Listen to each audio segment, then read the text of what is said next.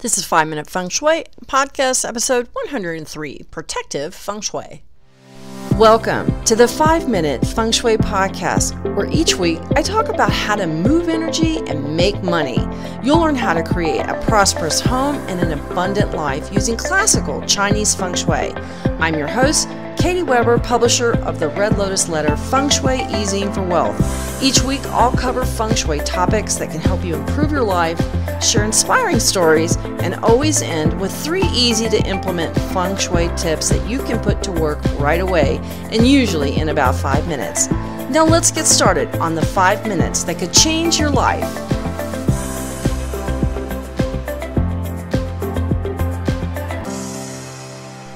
Hello there, and thank you for joining me today for 5 Minute Feng Shui. We are talking about a subject that is one of those things that maybe you might not want to think about.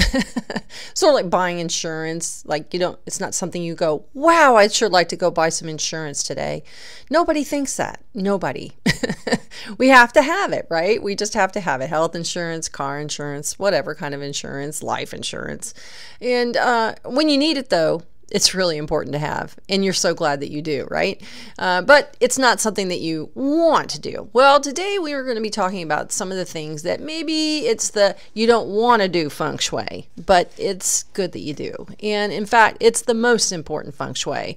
I kind of liken it to insurance. And this is your Feng Shui insurance that we're talking about today.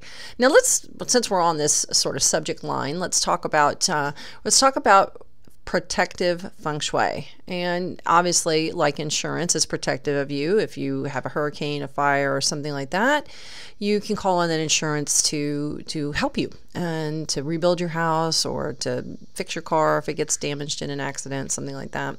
So we're going to be talking about the importance of protective Feng Shui. But before we do, I want to call out some really special people today. And I have a private Facebook group that is made up of people who buy my gold level forecast. Every year that I write my success pack, I call it, and it is a forecast of the year to come, and in which there is a lot of discussion about protective Feng Shui. But when you buy it, I have 3 different levels, and when you buy it at the gold level, you also get an admission into a private Facebook group with me. Now, I close that Facebook group usually around June because I don't want to have too many people. I don't want to keep adding people to it. I really want people who are coming in because they are interested in learning more about the year of the rat or the horse or whatever year it is, and also to kind of keep the group small and informal and personal. I love that because I get in there a lot and we talk a lot. But I want to call out some of the people in that group because I know that they listen to 5 Minute Feng Shui, and I thank them so much and just love them. We have a love fest in that group, I got to tell you. And if you're interested in joining, be on the listen here as I talk about the forecasts coming up. If you listen into some of the episodes that are coming, I'll be talking about the forecast and the year of the ox that we're going to be moving into, out of the rat into the ox. And I should have another Facebook group coming up for the year of the ox. And so listen for that because that will be your chance to join. But I do want to call out several of the people because they are fabulous. And in fact, we have, I could call out the whole group, but that's, too many members, hundreds of people you would hear no podcast. But I do want to thank some people, and that is Patsy and Mary in North Carolina. I'm not going to use last names, but you know who you are. Patsy and Mary, you're in the Year of the Rat Insiders group. I also want to thank a very special person, Susan in San Diego. You know who you are, Miss Susu. We love you. And Debbie in Flower Mound, Texas. Thank you so much for listening. I love having you part of the group, and go Texas Tech Raiders. I know her son's a Raider. And lastly, I want to thank Claudia in Houston, Texas. Love Claudia. She moved to Texas from Australia, and she's got that really cool Aussie accent, which is just dynamite. And she's a pretty blonde lady on top of it all, and just super, super positive. So I want to thank Patsy, Mary, Susan, Debbie, and Claudia, and all the other Feng Shui insiders in the Year of the Rat Insiders group for listening in. I love you all so much. Okay, let's get to talking about that Feng Shui insurance, protective Feng Shui. Now, Being a car owner is a wonderful thing. The joy of a country drive is a lovely thing to experience on a beautiful summer day. But if you're tooling along and enjoying the scenery, yet you miss that big red stop sign and run into someone, you're going to be so glad that you had automobile insurance. Am I right? An insured car and driver are a protected car and driver. And this is coming from somebody whose first job out of college was working for Allstate as a claims adjuster. Anyway, so I know all about the insurance part. I've got that down pat. Now, Feng Shui is something like that too. It can be used to help you attract new love to your life, feel better in your office, be more productive, or help you grow your career. And that's what I call Feng Shui. That's the Feng Shui that we practice to bring us the things we want. More love, more money, better health, more enjoyment in life. Yet there's this other part of Feng Shui that's actually more important and jumps to the head of the Feng Shui line, and it prevents the things we don't want. And this is called protective Feng Shui. Using protective Feng Shui also improves your man luck. This is the type of luck that you create in your life. You see, there are three types of luck. There's earth luck, which is Feng Shui, how you live and how you surround yourself and where you live. There's heaven luck. This is what you're born with. Where you're born. Are you born in Australia, or are you born in Canada? Are you born in Romania? Where are you born? This is something, and who are you born to? That's something we don't change. You can call it your karma if you want to, or your destiny, whatever you want to call that. But that's called heaven luck, and that's how you were born in life. Then there is man luck, and that is how you apply yourself, the type of luck that you actually create. The fact that there are three types of luck and you have 2/3 control over it in the Chinese viewpoint, I think is very exciting. To know that I control 2/3 of my luck, yeah, it's true. There's always a saying that I think about, and it's the harder I work, the luckier I get. And it's true that when you apply yourself, like if you apply yourself in school and you make better grades, then you get luckier with those nice A's and B's in your in your grades. But let's get back to this. Let's get back to this idea of protective Feng Shui and the luck that you have. So this type of Feng Shui, protective Feng Shui, helps you from being cheated by someone, managing gossip or politicking at work. It can prevent relationship loss or major accidents or major illness, and it can help insure you against the difficulties of life. And in my Feng Shui training, protective Feng Shui was emphasized stringently, and it came ahead of the Feng Shui. That's because you can't move ahead in life if your path is blocked by difficulties and problems, right? You know what that's like. Right now, we're in COVID, and it's, someone had to eat a bat, right? And we've got COVID to deal with, and that means that, we are restricted in our movements, where we can travel, what we can do. And because of that, we're all kind of stuck in the same boat together, in the COVID boat together. But it means that, we feel kind of stuck and stagnant a lot. A lot of people are saying that. And it's because we can't control everything. Well, it's kind of like that. We're all in the COVID boat. And when you're trying to get somewhere and you're trying to achieve something, it's like rowing across a lake to get a pot of gold and you have a hole in your boat. If you don't fix that hole, you'll never make it across the lake, much less get to that pot of gold. That's why it's so important to manage the difficult energies that come annually and monthly, because doing that helps keep you safe and protected so you can go after the things that you want in the Feng Shui or Feng Shui, like making money or improving your love life or meeting new people or traveling. Some people will tell me, oh, you're negative, and I'm actually not a negative person. But coming from that insurance mindset, I look at Feng Shui as your personal insurance. I do. And I do tell people this year this is going to happen. I predicted that there were going to be breathing problems. In fact, I had even said in my forecast last year that I really felt like flu was going to be a major problem. Well, it is kind of like a flu, a very, very, very strong, potent, and deadly form of flu, if you think of COVID like that, because of the breathing problems that you have and how wrung out everybody feels. So in looking at Feng Shui, I do look at the difficult energies of each year. And that's the reality. It's just like, we have to look at handling problems. If we've got a hole in the roof, are you going to go on and play Scrabble or watch a movie? No, you're going to go up on the roof and fix it, because it's going to ruin your house if you don't. So this is why I do focus a lot on the annual afflictions, and I talk about those because I want people to be prepared. And then let's go and do the fun stuff and make money where we can, and travel and have more romance, all that good stuff. Champagne corks popping. I love that. If anybody knows me, I love some champagne. I think I'm all hopped up on Dove chocolate today and iced tea. I'm highly caffeinated. Okay, so let's get back to this whole protection feng shui, because it's really important to talk about. And I talk a lot about the annual and monthly feng shui. And when I first got into feng shui and doing it as a practice and as well as a profession, I kind of ignored it, to tell the truth. I know a lot of people want to, do feng shui and do all that fun stuff. And I was one of those too. Let me just do the fun stuff. I just want to do the stuff that's going to make money. And then problems arose. And then I'm like, well, shoot, they cancel each other out. And all the fun stuff that I wanted to do got canceled out because I was handling problems. Whereas once I started handling the difficult energy, then I found that when I did enhancing energy, feng shui, it was more effective. And I think that's what we want to look out for, not just to make the good stuff more effective, but once the bad stuff, the difficulties are handled, then you can go ahead and have all that good stuff. So I really like that. So let's talk about how you can improve your protective feng shui to protect you, so that you can start doing the feng shui and not have to look over your shoulder or wonder, oh, is there a problem there? Should I not be doing that? And that's what I want to eliminate is the doubt and looking over your shoulder and worry. So you can really fully 100% focus on all the fun and good stuff. So let's talk about guardians. Guardians are a great idea for protective feng shui.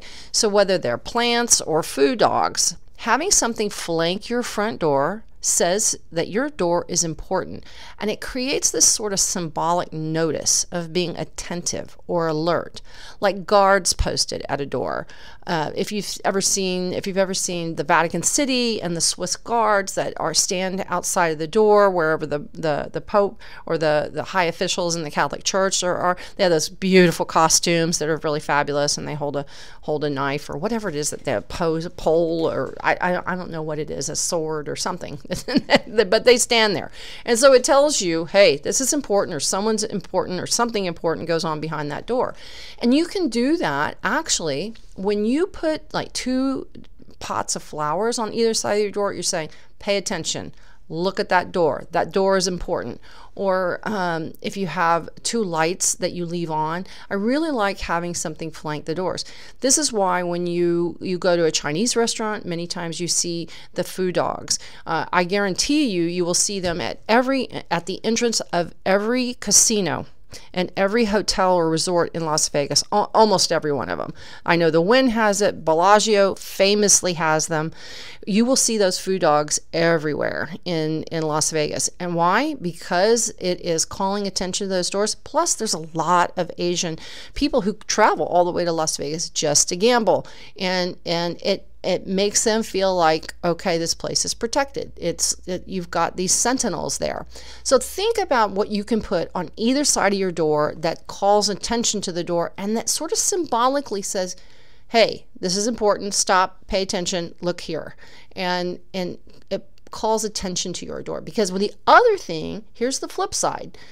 In addition to calling attention to your front door, it also calls chi to your front door. And chi in the form of money and opportunity and good things. So having those guardians, having that attention, the guardians at your door, also protects it, but also brings good stuff. So really good thing to do. And I think it's one of the best things that you can do for your front door and for the chi and your feng shui. Absolutely. Now let's talk about poison arrows. Now these are sharp corners or blocks that can occur at your front door or in your bedroom. These create blocks to your success or money. They can create blocks to your health. They can create actually mishaps, and accidents. And so this is why it's so important that you address these. Now, a poison arrow is when there's like a pole or a tree that's directly in line with your front door, or maybe there's a beam overhead, like over your bed or over your sofa. These have to be handled by moving or removing that pole or tree, or by hanging a wind chime next to the front door to lift that energy away from the front door. I have a whole article about poison arrows. Just go to redlotusletter.com and just use the search bar and put in poison arrows, and you can get more information about poison arrows, about specific ones. Now, here's one that kind of comes up for me a lot, which is the corners of walls or furniture. Now, my sister just recently stayed with me for a week, and I took care of her because she had a major shoulder surgery. Boy, say that 3 times. She had a major I'm not gonna say it. Shoulder surgery. And the way she sat at her desk was, she had this desk that was set up, and there was a piece of furniture just at her left and a little bit behind her, and it was a big piece of furniture too. And where she was sitting, the corner of this piece of furniture pointed directly at her left shoulder, where she had all this surgery done. And this was a poison arrow. And when I took her back home, I brought her, I live down by the coast, and she's in San Antonio. I drove her after her surgery straight to my house and took care of her and made her homemade soup and all that good stuff. And then drove her back up to San Antonio and stayed with her to go her follow-up appointments with the doctor and so on. And I looked at her desk, and I was like, holy smokes, I never noticed. I don't go into every space. So if you've ever wondered, does Katie does she go in everywhere and look at everything from a Feng Shui perspective? And I guarantee you I do not. I take my Feng Shui hat off. I wear it, 9 to 5 most days. And I don't really want to always be on the job. But when I took her back, I saw that and went, holy moly, it is actually a poison. It's an actual point right at her left shoulder, at shoulder height, just merely inches away from her shoulder. I also had a piece of furniture that pointed at my neck, and I ended up having to have neck surgery. Where did it point? At the exact spot where they made the incision. I have a scar on my neck. Anyhow, so those poison arrows can really do some damage. I had a client had a dresser, and the arrow pointed right at her husband's ankle. And I said, who has the foot problems? She goes, oh my God, my husband's a runner and he has ankle problems. And I said, you've got to move this dresser because it pointed right at his ankle. So look at the corners of walls or furniture in your home, at your desk, where you work, where you sit in your dining room or in your living room, to see if there's anything pointing at you, because it can aim negative energy at you.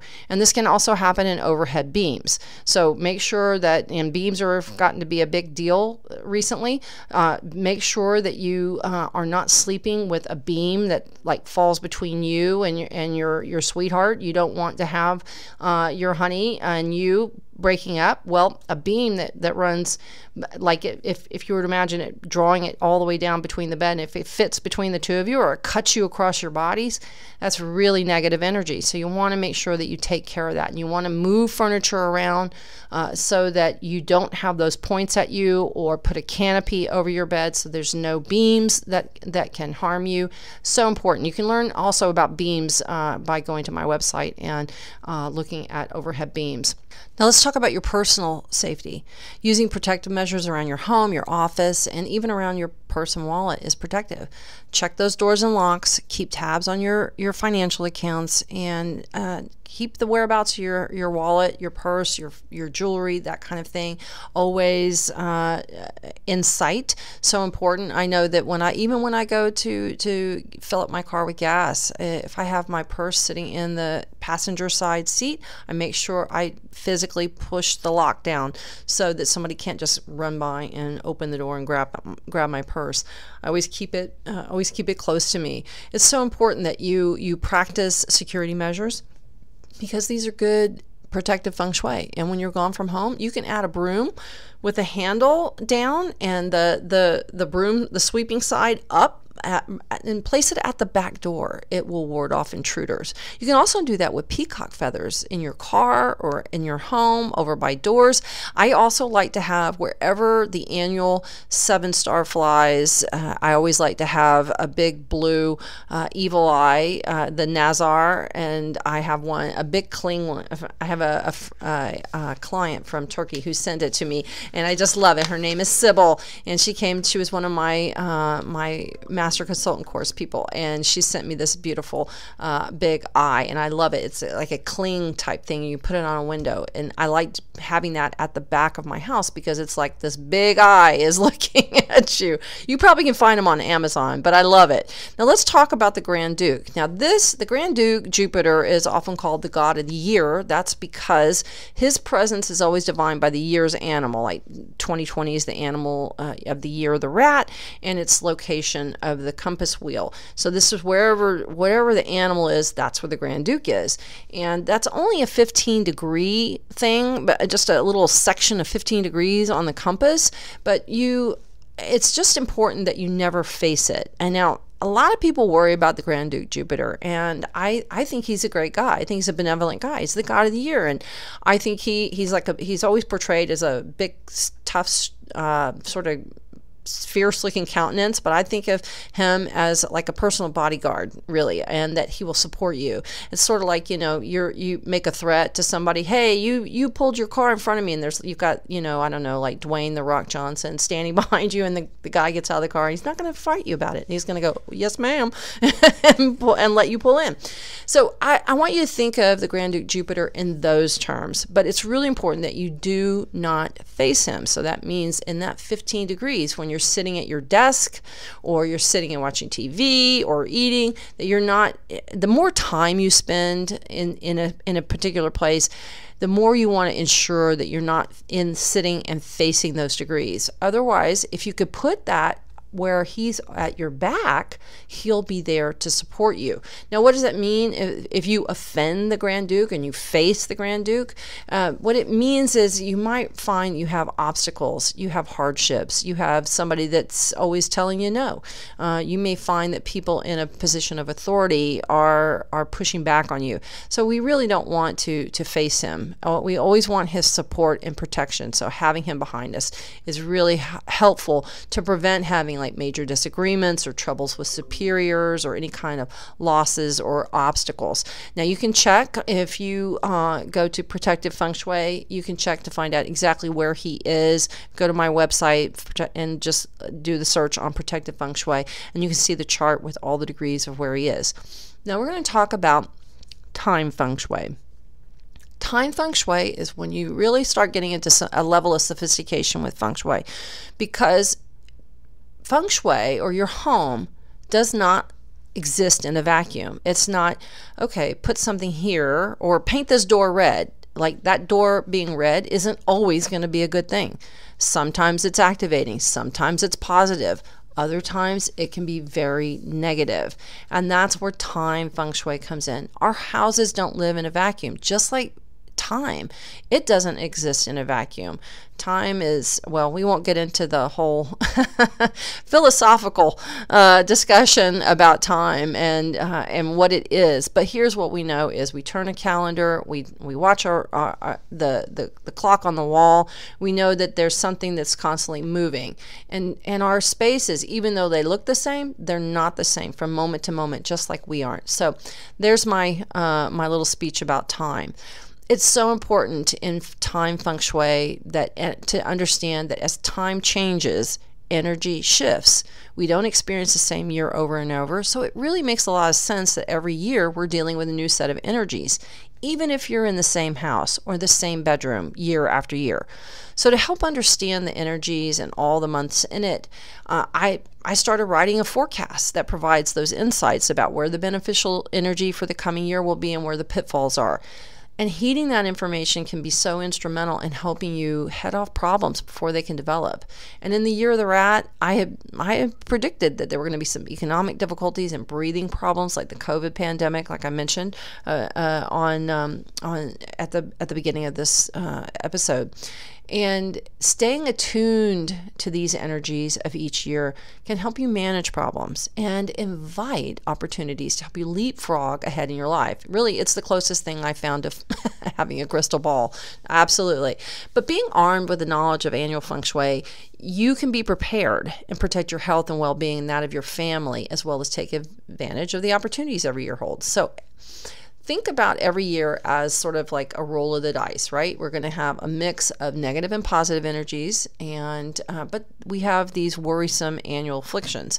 What's important to know is that the beneficial energies and the afflictions are more potent for good and bad when they're in certain locations. This would be your front door or your bedroom. The most destructive is the 5 yellow because it's known for creating severe hardships and major illness and accidents. You can get all that information by going to my website. Then there's the 7 red. This can cause violence and theft. This is the one I was talking about, having the big evil eye on the back of my house to look out like a big eye. So people are on the golf course are being watched the whole time by my big blue eye at my back door. That's okay. Then we also have the 2 black, which can create just aggravations and annoyances like with money and illness. Then we have another one called the 3 jade. It's called sometimes the legal star, the anger star. It can create problems with gossip. It can create problems with legal issues and anger. And then lastly, there's another energy called the 3 killings, and its influence is very wide, and it can create severe loss, such as loss of your reputation or marriage or a family member. And now it moves every year like the Grand Duke in the year of the animal. Now I know that sounds like, oh gosh, is there nothing but problems? And I don't blame you for feeling like that, but that's what they are. But there's also the beautiful 1 star, the 9 star of distant prosperity, the 8 wealth star, the 1 star of victory and victory over the competition, the 6 heavenly blessing star, the 4 romance star. See, you feeling better? I hope so, because there's some great energies out there too. But what we're talking about are the problem children in Feng Shui, right? The ones that are creating the difficulties, because once we handle those, then all those wonderful other energies we can take advantage of. Now, now each of these energies we call stars, but knowing where each of them fly every year means you can be protected from their influences, which can range from a case of the sniffles to cancer, bankruptcy, temper flares, accidents, that kind of thing. It's really worth putting the protections in place so that you can protect yourself, your job and income, your health, and your family. And you can always get information from me about all of them. But the point is that you really want to take particular attention to the annual and monthly changes. People will say, oh, I can't believe this. I just found out I have cancer, or my husband just lost his job. And how did that happen? I put all these things in place last year. Well, something may have happened where a negative star hit your front door or came to your bedroom in the month. And so that's why I do a whole annual forecast, including every month's energy, so that you know exactly when to look out, and that, let's say November, it's going to be really bad for my east door, or whatever whatever door or bedroom you have. This is so important that you look at both the annual and the monthly, because of those are the most potent energies every year and each month. So we talked about luck. Let's talk about that, because your actions create your luck. So add to your protective Feng Shui. You know, we talked about the importance of taking the action for our Feng Shui, and taking action on your own behalf is part of your man luck. And then when you take action on your earth luck, which is Feng Shui, this really helps you to pull together a lot of very good energy that will help protect you against loss and accidents and problems. And that's what I really want to help you avoid, is any kind of problems. We're always going to have them. No one gets out of this without having problems. The question is, can you get over them easier? Can you get around them? Can you get past them? Will people come to your aid? Will you have the right resources when you need them? It's not that nothing bad is going to happen to you. It's just that when it does, that the good things that you've got going for you will come to work, and the protective energy that you've put in place will lessen the severity. Maybe you get a cold instead of cancer. Maybe you get, a bill you weren't expecting instead of job loss. Those are the kinds of things that I want to have for you, is to give you this kind of Feng Shui insurance so that you can go forward in each year and each month feeling like you've got things in place that are protecting you from the potential negatives that might come your way and help you take advantage of the positives. So think of this as your insurance. Well, thank you so much for listening to this episode of 5-Minute Feng Shui, and thank you to all my Feng Shui insiders. I really love you, and I hope that this episode wasn't too dull and dry for you about protective Feng Shui. But if you're really serious about following Feng Shui, it's so important to watch the annual and monthly Feng Shui. As always, let me leave you with 3 tips. Tip number 1, flank your door. It acts as a protector, and it also acts as a way to guide qi, and that means opportunities, money, happiness right to your door. So flank that door, and whether that's with a potted plants, too pretty, and make them matching. That's really important. Make them matching. So put something on either side of your front door to call attention to it. Number 2, check for poison arrows. Look around for furniture, walls, anything that could be impacting your front door, where you sleep, or where you work or sit. So important to look for those poison arrows. Remember my sister's shoulder that I was talking about. Number 3 is observe monthly and annual Feng Shui and put your protections in place. It'll make a big difference, and you will see you feel so much better and opportunities come to you and you head off problems. Have a great week. I'll talk to you on the next episode of 5-Minute Feng Shui. I hope you enjoyed today's episode of 5-Minute Feng Shui. If you did, please be sure to share this episode with your friends on social media, and let's change the world one home at a time. For more Feng Shui information and inspiration, sign up for my free weekly Feng Shui e-zine. Just drop by redlotusletter.com to sign up, and I'll be in your inbox every Wednesday. And if you like this episode, I'd love it if you left a review on iTunes. If you do, send me the screenshot of your review to katie@redlotusletter.com with iTunes review in the subject line, and I'll send you a free gift as my thank you. I'll see you next week on the next episode of 5-Minute Feng Shui.